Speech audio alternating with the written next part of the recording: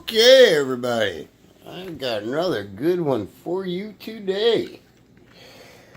I've been up for a while. See if I can get my camera put into a little stand here so we can have a little look, see at what I got going on here today. Hopefully it's in shot. Zoom in maybe a little. Back out of it a little bit. Something I built today. Little engine test stand with a watt meter attached right there. Watt meter. Interesting little device. And I'm just going to give you a brief rundown of what I did here.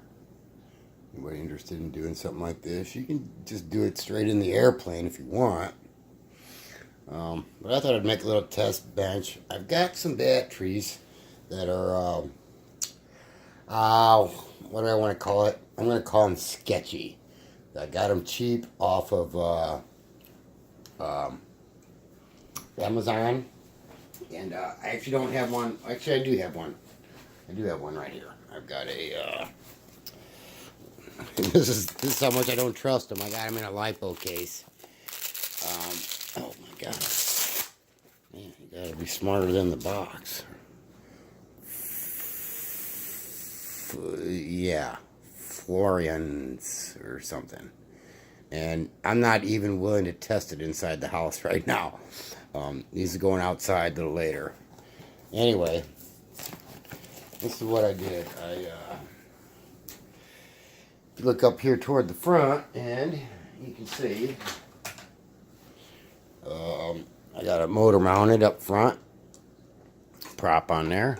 This is an old Carl Goldberg. This is meant for glow engines, but I just mounted my little X whatever mount. I got a 50 amp speed control. I got a watt meter, and I decided that I got an old 72 megahertz JR radio, so I'm using 72 megs for my receiver, and I got a ready-made RC 1800 milliamp battery here, 70C, so it's pretty trustworthy. And here's my old whatchamacallit, JR 6102, and it serves the purpose. It does the job. That's all we need. So just little something here to play with. I can test some batteries, and I can test some props and see what kind of amp draw I'm getting. You know, I'm going to take it outside a little later today when the sun comes up and hook up some batteries and basically maybe change a few props and just see what kind of run times I get and what kind of amp draw we're getting. So just to give a quick example of how this works, I'll turn the transmitter on. For anybody that doesn't know this, this is basic stuff here. You always turn your transmitter on first. Because if not, what's controlling it? You know, you hook up the battery. Like so. Click it in here. Clicky, clicky. Gotta be smarter than the connector. Oh, you gotta turn it the right way. I see my cat's in here, and he needs to get away from the prop right about now, or he's gonna be a hurting unit. Go away. Go away.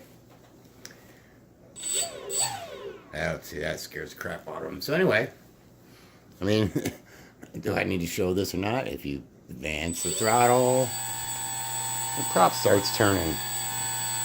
And I believe it's in shot.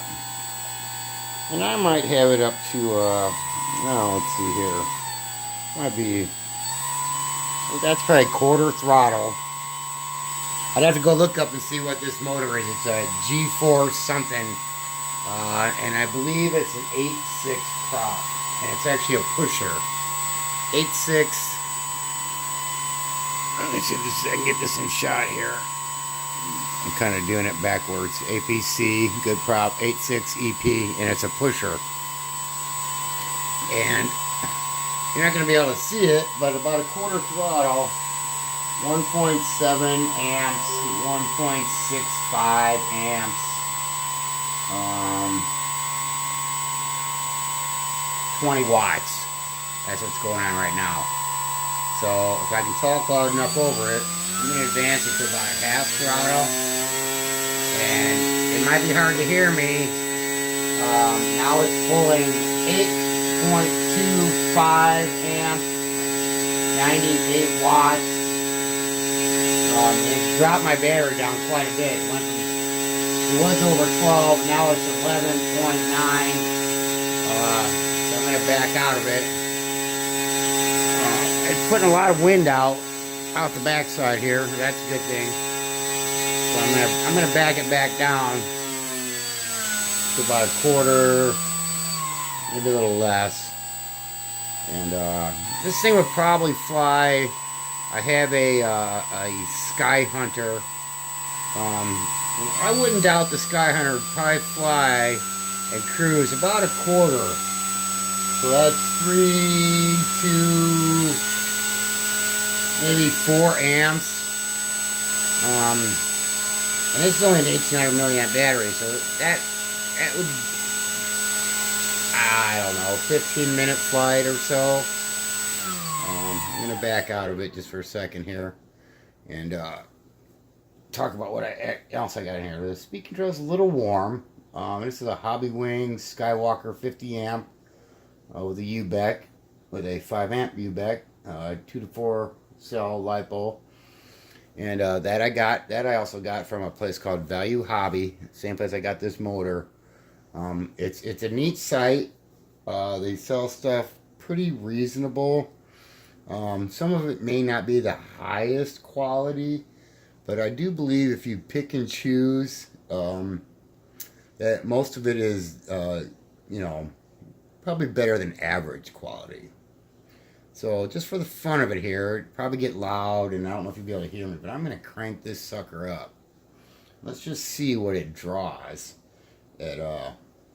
Well, for example, here, I talked about this earlier. Just kind of running about a quarter throttle. It still shows my pack voltage. This is hard to read, and I'm not even going to try and show it to you because it's just dark. 12 point something volts, 2.4 amps. We're going to advance up to about a half throttle, and now I've dropped to 11.9, 11.97, 4.5 amps. It's drawn 5 amps. We'll go up to about half. We're down to 11 volts, about 8 amps. I'm going to pitch this up to about 3/4 throttle. And now we're down to 11.5 volts. It's drawing 14 amps.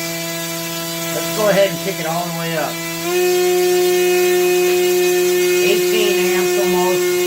It's down to 11.3. That's not good. Well, actually, it's not bad. 16.9 amps. 11.2 volts.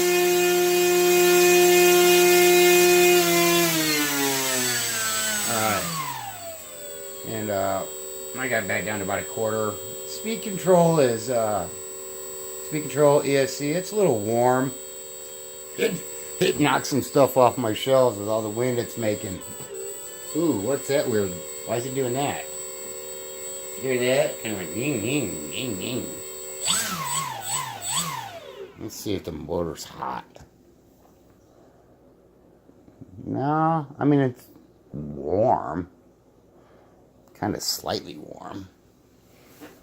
No big deal. Battery's cool. So I mean, you know, that's a successful test. Just and then earlier I said, remember, you always turn your transmitter on first. Well, when you're done flying or whatever, you always unplug your battery in the aircraft first, because if you were to turn the transmitter off first, then there's nothing telling the receiver and speed control what to do. So it could go crazy, and if you had your hand on it or something, it could fire up. I mean, would it really? Yeah, probably not, but it's just kind of the safe thing to do. You always want something telling the speed control what to do. So if I unplug that first, now the speed control just basically goes dormant, and then we can turn off our transmitter. Ta-da! Alright, that's what I did for this little video. Kind of cool. Repurposed an old nitro engine test stand. I just drilled a few holes and mounted that up there. I actually built this thing like 20 years ago to break in helicopter engines when I thought that was something you had to do. We'd mount our old OS 32s or 50s up on there and put a prop on them and break them in.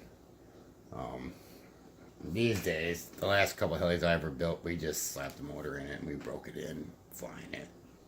Anyway, that's all I got for now. All right. See you, bye.